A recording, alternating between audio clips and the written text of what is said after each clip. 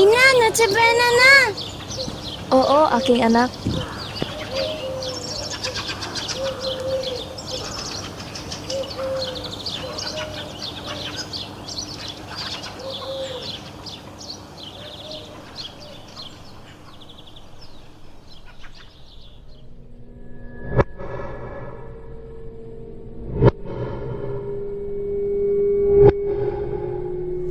Iho, ikuha mo ako ng kahoy na pansiga. Sige ho.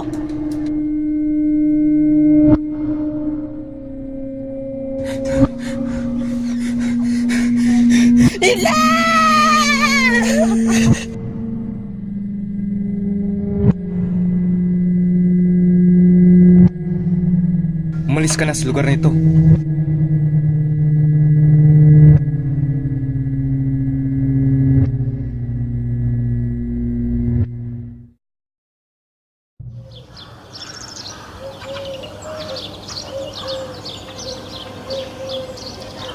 Paumanhin po, Ginoo.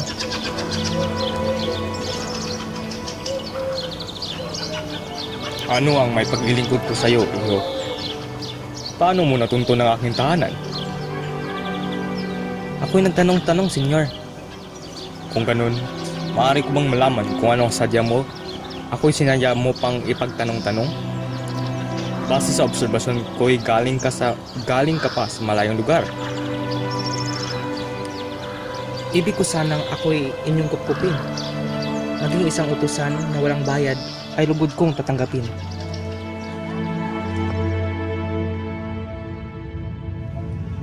Pagmasdan mo ng mabuti ang kanyang kasuotan. Napakapangit at kasuklam-suklam.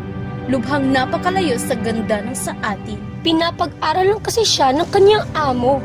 Kaya hindi na nakapagtataka kung ganyan siya. Isang mangmang.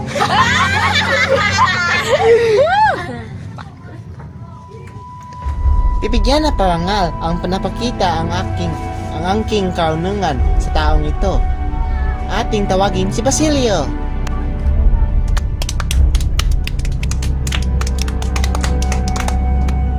Habang ang iba na sa inyo, Josefina at Felipa, ay kailangang gumulit.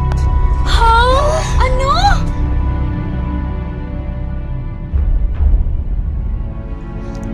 O Basilio, ito, balato. Ako po, wag na. Sige na, tanggapin mo na. Balato ko yan sa'yo dahil nanalo ako sa isang sabungan. Ipagbili mo na lang yan ng iyong gagamitin para sa eskwela. Maraming salamat po.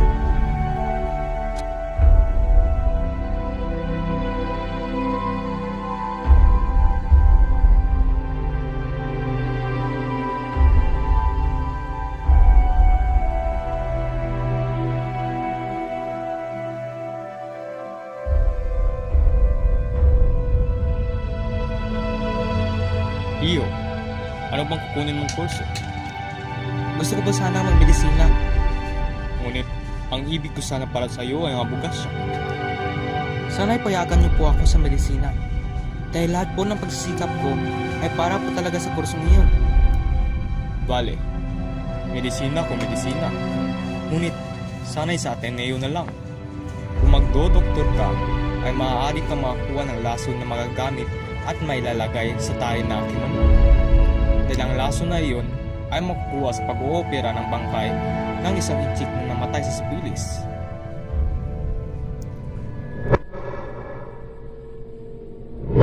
Uuwi ako at papakasalan si Huli.